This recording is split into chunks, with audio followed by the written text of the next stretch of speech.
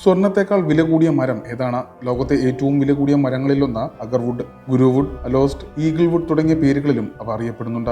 അക്യുലേറിയ മരങ്ങളുടെ വിഭാഗത്തിൽപ്പെടുന്ന കാതലായ മരമാണിത്. അക്യുലേറിയ മരം അതിവേഗം വളരുന്ന ഒരു വൃക്ഷമാണ്. ദക്ഷിണേന്ത്യയിലെ ഹിമാലയൻ താഴ്വരകൾ മുതൽ പപ്പുവ ന്യൂഗിനിയയിലെ മഴക്കാടുകൾ വരെയും തെക്ക് കിഴക്കൻ ഏഷ്യയുടെ ഭൂരിഭാഗം വരെയുള്ള പ്രദേശത്തും ഇത് കാണപ്പെടുന്നു. സുഗന്ധകരമായ മരക്കറയാണ് ഇതിന്റെ പ്രത്യേകത. സാധാരണഗതിയിൽ ഈ മരങ്ങൾക്ക് മണമില്ല. കൂടാതെ ഇതിന്റെ ഉൾവശം ഇളം നിറവുമാണ്.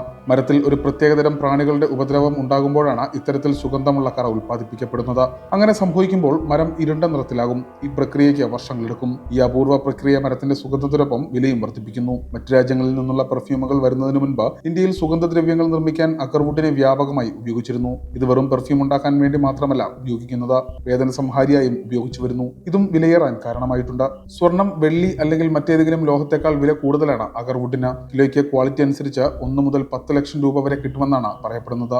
ഇന്ത്യ, മലേഷ്യ, തായ്ലൻഡ്, ഇന്തോനേഷ്യ തുടങ്ങിയ തെക്ക് കിഴക്കൻ ഏഷ്യയിലെ വനങ്ങളിൽ അഗർവുഡ് കാണപ്പെടുന്നു. ഈ മരങ്ങൾ വംശനാശത്തിന്റെ വക്കിലാണെന്ന രീതിയിൽ റിപ്പോർട്ടുകളും ഉയരുന്നുണ്ട്. അഗർവുഡിൽ നിന്ന് നിർമ്മിക്കുന്ന ഊത് പെർഫ്യൂം ലോകത്തിലെ ഏറ്റവും വിലയേറിയ പെർഫ്യൂമുകളിൽ ഒന്നാണ്.